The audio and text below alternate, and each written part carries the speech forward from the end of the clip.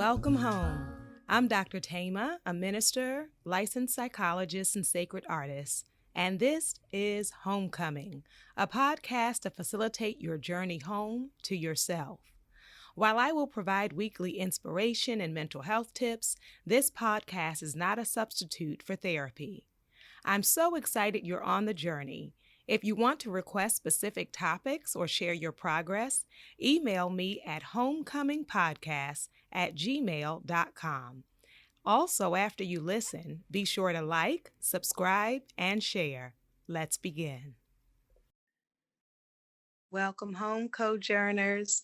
I am glad you're here for another episode, and we have a poem to share. For those who are new, if you write a poem about your homecoming journey that you would like me to share with our audience, please send it to me at homecomingpodcast@gmail.com. And we have a poem today from Tiffany Eve. And Tiffany's poem is called Bloom. I watch every day, looking for more signs that you'll break new ground soon. In the midst of winter, there are few signs of life, but I know that you are preparing yourself in ways that cannot yet be seen. When the sun draws you to the surface, revival will begin. First, your leaves appear, bringing with them a new life, a new future, to the dismay of your observers. You rise in your own time, in sync with the Spirit by whom you were created. Then there is a glimpse, delicate yet vibrant outer petals emerge. One look at your buds and in comes joy because I know of the unfolding that is about to take place. And without any fear, you open up, trusting that you are right on schedule. Your admirers flock to your side, eagerly witnessing your development. Your beauty has required patience. You proudly expand, knowing that this has always been your fate. Colors explode from your center, and you stand tall and unapologetically as onlookers gaze at your majesty, longing for each day to pass. All has been worth it. Surviving the frigid wind and rain has prepared you for this moment. This is when you bloom. Yes, Tiffany. Yes, yes, yes. I love your poem. I love it. I love it. I love it. And Tiffany said that this poem is for all of us trauma survivors. Like beautiful flowers, Tiffany believes that we all have the capacity to bloom again. Oh, thank you so much for that. And speaking of blooming again, our theme for today is overcoming and healing a fear of intimacy.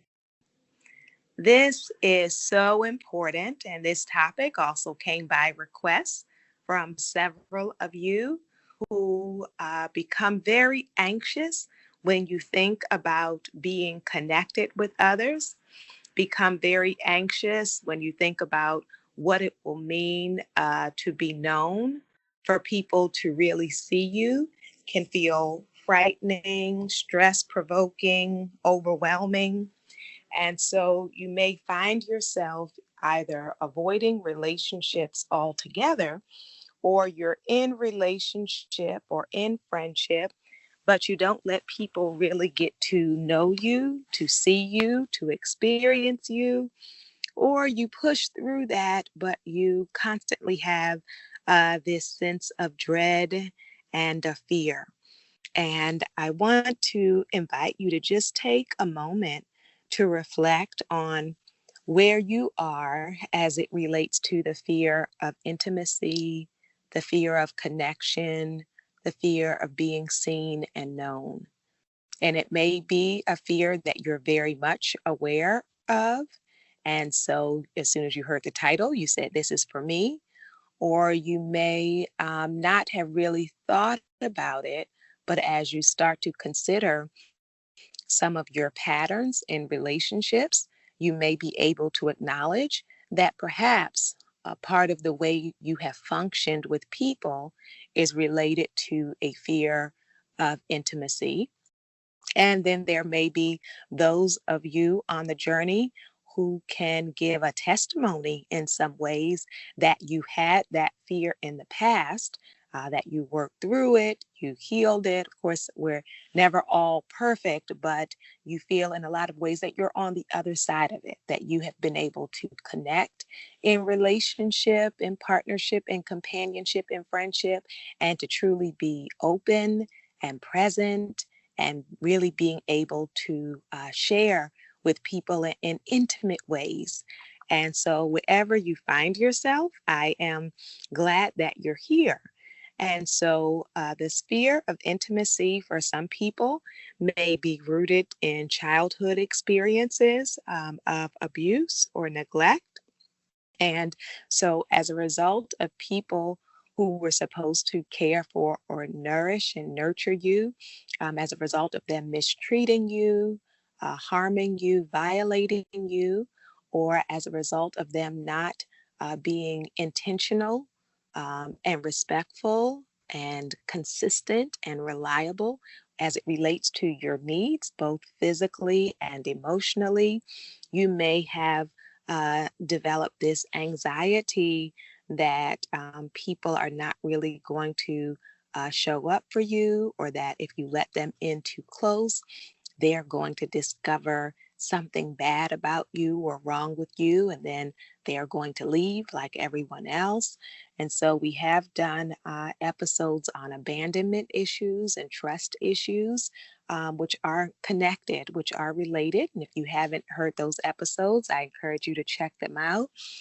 And we want to also center in, though, on this issue of the intimacy and the fear of genuinely, authentically letting people know who you are, to really reveal yourself, to not pretend. And sometimes we are presenting as something we're not because we are afraid. Can people handle who we are? Will they like, love, appreciate who we are? And so some people have become masterful in being people pleasers and trying to study and anticipate who other people want you to be and presenting that. But even in that, you will feel like a fraud and not really feel loved because the person that they like is not even really you. It's just, you feeding back to people what you think they want you to be. And so when we talk about really getting to this place of intimacy, we're talking about genuinely sharing your truth, right? The essence, the core of who you are, which makes sense that we would get to this episode as we are talking about the homecoming journey, because how can I share a self that I do not know? How can I share with you who I genuinely am if I am not genuine within myself, if I'm not clear authentically about what is it that I think, right? What is it that I feel? Because I can't tell you if I have not given myself permission to think it and to feel it even within myself.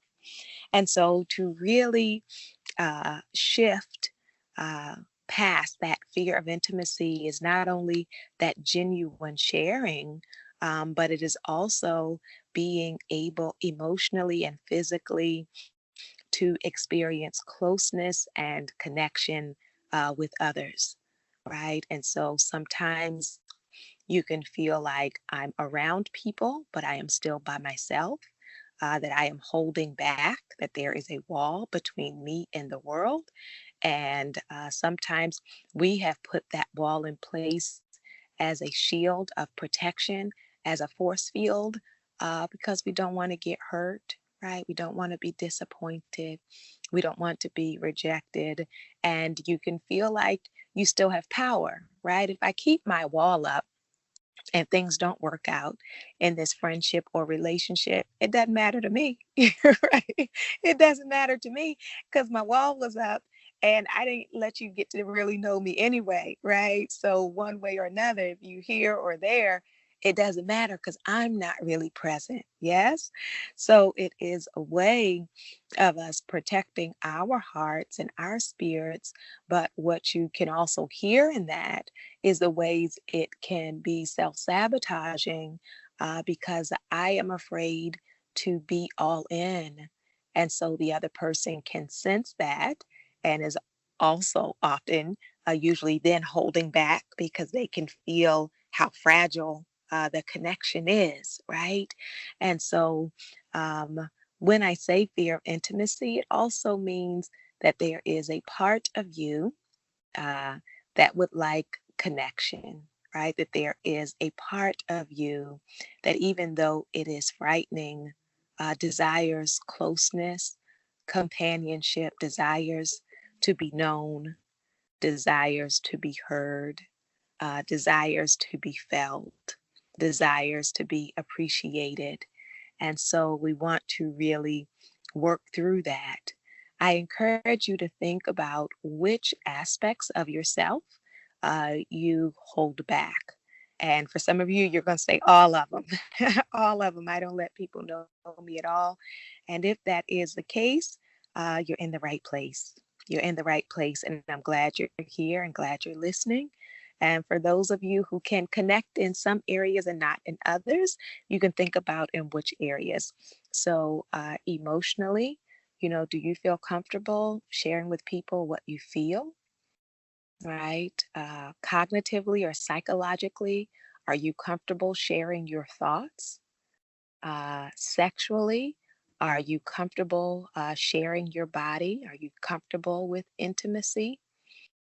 Spiritually, speaking about and sharing about your spiritual walk, path, journey, gifts, doubts, concerns, experiences, right?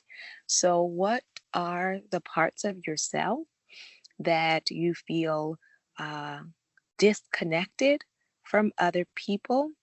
And what are the reasons? Now, if there is a specific person that you don't feel comfortable sharing something with because they have said or done something that lets you know it's not safe to share that, then that wouldn't be a general fear of intimacy. That would be a caution or concern or a vigilance based on what people have revealed about themselves. Yes. So this is really important to distinguish because we don't want to um, say that an issue that you have an issue to work on if in fact what you're actually doing is using discernment because some people have revealed to you that they are not safe to talk to. Yes. So we do want to make that distinction. Is it person specific or is it a general way of being in the world that you notice within yourself that, even when people are nice or kind or consistent, that within you, based on past experiences, it is frightening, overwhelming, scary, intimidating to connect, right? To connect. And so, whether the things that created your fear of intimacy were in childhood or adulthood, I want you to know it is possible to build friendship, to build relationship. And I am sharing some tips here through the podcast, but I also encourage if it is a ongoing concern for you to think about connecting with a therapist, with a mental health professional who can also help to address the blocks and the fears so that you do not have to continue to self isolate. And so, whether you fear being hurt, being abandoned, or being rejected, you can still work through those to get to a place of connection and companionship and the gift of being known. But I also want to name that for some of you, the fear is not that the person is going to leave you or reject you or judge you harshly. But instead, some of you fear relationship or connection because you fear you will lose yourself in other people. And that fear may be based on observing that growing up. Perhaps, one of your parents was perpetually kind of losing themselves, losing their self esteem, losing their money, losing their self respect, chasing after a person or, wanting someone to choose them. And you may have grown up seeing that and said, that will never be me. Or you may not have seen it, but verbally, you may have had a parent or mentor tell you to never give somebody your heart, never trust people. So, some people, it's not just what they observed, but you may have directly been taught those messages that gave you the fear of intimacy, that told you all people will want you for is your body, all people will want you for is your money, all people will want is to use you, and don't let them use you. So some of you grew up having that script drilled in your head. And the fear of losing yourself may not only come from what you saw or what you were told, but it may also come from what you have experienced. And so for some of you, you don't trust yourself, right? It may not be, I don't trust other people, but you have had past relationships where you feel like you lost sight of yourself, right? So it may be that it ended up being an abusive relationship, or maybe it was not even abusive. It's just that you surrendered or gave up so much of your identity for the person, and you don't want to do that again. And I hear that. I hear that strongly. And I also want you to know there is middle ground, because sometimes we have the idea in my head, in your head, you may have the idea that it's either I give all of myself away and lose myself in a relationship, or I let no one in, right? And that's a false choice. We call that a false dichotomy. It's a distorted cognition where I believe those are the only two options, right? Lose myself, or totally wall myself off, isolate myself. And so it is possible and it is healthy to have intimacy, connection, friendship, companionship. And in the relationship, in the friendship, I am still my whole being, right? That instead of losing or erasing myself, that the friendship, relationship enhances me, adds to me, supports me, and I also support the other person, encourage them, celebrate them.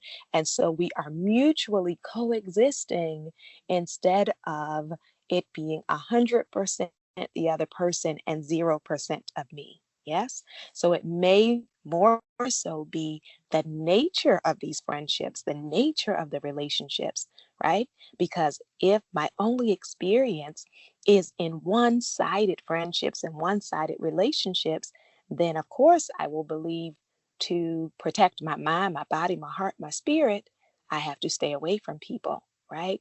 But those were unhealthy models and experiences of connection. So we want to really consider um, the pieces of your life that have led to the fear of intimacy, whether family life, loss and grief, whether the lessons you were told and how you were raised, parental substance use, if you grew up with parents for reasons of substance use or mental illness or other reasons were not consistent or reliable, then you may also have that fear of connection and companionship. And so, whatever the source of the stress or trauma you have as it relates to relating to other people, I want you to know those experiences happened, they affected you, and they are not the sum total definition of what relationship and connection is. They are a representation of what dysfunctional or unhealthy or toxic relationships look like. But that is not the totality of what it can mean to relate to other people. And so, for some of you, the fear of intimacy has led to you having very superficial or surface connections. For some of you, it has resulted in fear of commitment. And so, as soon as someone wants to get serious with you, that makes them no longer attractive. So, you are emotionally unavailable and you are attracted to the chase. You like pursuing people, and then once they slow down or stop or are ready to give that their hearts to you or really ready to take you in, that becomes too anxiety provoking for you. And so you run. For some, it shows up with this sense of needing to be perfect all the time, believing that to be worthy of love or care or support, that you have to be on at every moment of the day, and not having space for imperfection, not having space for your own full emotional life. For some of you, the fear of intimacy shows up in you not expressing your thoughts or your feelings. And so you are in friendships or relationships, but they really have no idea what you want or what you feel. And in circumstances like that, you may end friendships or relationships suddenly, and people are taken by surprise. But you have been holding concerns for a long time, right? Without the other person knowing, but it has been mounting for you, which can manifest itself as resentment and unfulfillment. We can also see it show up in terms of difficulties with sexual intimacy. And so intercourse can be painful or it can be too anxiety provoking. You get panic attacks. For some people, only being able to be intimate when they're under the influence of alcohol or other drugs. And so it shows up in diverse ways. It can even show up in intimacy that is very performance based instead of really being present, right? So I may be pulling out all my tricks, all my skills, all my gifts, but I'm not really present in the moment in an emotional way, right? My heart isn't in it. So I have dissociated, disconnected my heart from my body, my mind from my body. Yes. And the ways in which this show up can vary, and it is important that we work through those. And so, one of the things that we do as it relates to the fear of intimacy is accepting the fact that there are no guarantees, right? To just accept that as a reality, because some people will say, well, I don't want to open my heart to a person unless I'm 100% guaranteed this person is never going to hurt my feelings, or this person is never going to break up with me, or, any of these false promises, right? So we can say, like, the trust should be there so that I don't feel that it is likely, or I don't see any evidence of this person being malicious toward me, or they're not doing things to demonstrate that I need to be cautious or vigilant. But relationship is a risk. Friendship, companionship is a risk because we're dealing with other human beings just like we're human beings. So, if you're honest with yourself, there may be people in your past that you liked at some point, and then you didn't really either want the friendship to continue or want the relationship to continue. And so, a part of being a human being, is that we can grow, we can change, we can make mistakes, we can develop from those mistakes, but that I decide within myself that even though it can never be a 100% guarantee, I have decided that the benefit of connection, companionship, friendship, being known, being heard is worth it to me. right? It is worth the risk of revealing myself in order to have friendship, right?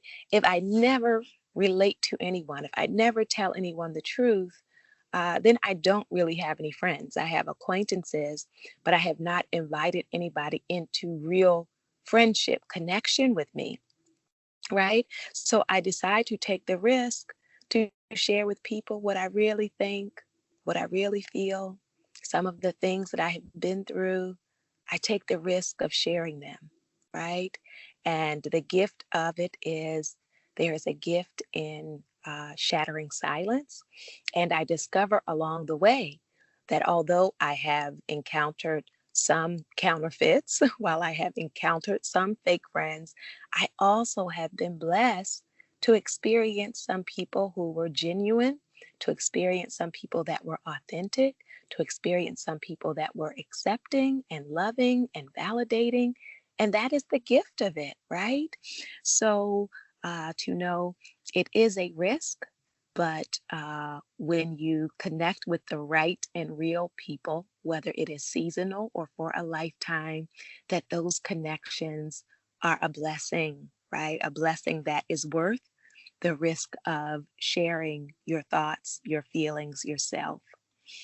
And then what will also help with this fear of intimacy is giving yourself compassion, that many times we are afraid that we are not enough, right? We're afraid that if I show you my weakness, if I show you my insecurities, if I show you my wounds, that you will take advantage of that or that you will leave me or reject me. Because at my core, I might feel unlovable or unworthy. And so, as I extend myself compassion for the hidden parts of my story, right? The parts of my journey that I rarely, if ever, talk about, the parts of my journey that I am embarrassed about, the parts of my journey that don't look so neat and clean and polished. When I really attend to those parts of my life, those parts of myself, and extend myself compassion, it frees me up to be able to share the fullness of who I am, recognizing some people won't be able to handle it. And at the same time, I am not dependent on their response for my radical acceptance of myself. Yes, that no matter what they say or think or feel about it, I am hopeful that they will stand by me, walk with me as I go through that. But even if they do not, I get to a place of freedom, of liberation, where I accept me. I'm compassionate with me. And so I am coming out of hiding the aspects of myself that I and others have deemed unacceptable, right? And so that self compassion is important. And then it is important to look at the past and begin to develop the gift of distinguishing the past from the present. So, your parents showed you this, or your parents told you this, or your past relationships showed you that. And this person I am standing in front of is a different person. This is a different time. This is a different moment. And so, I do not have to follow scripts that were for characters who are not involved, right? Or I do not have to follow scripts that were not for this present moment.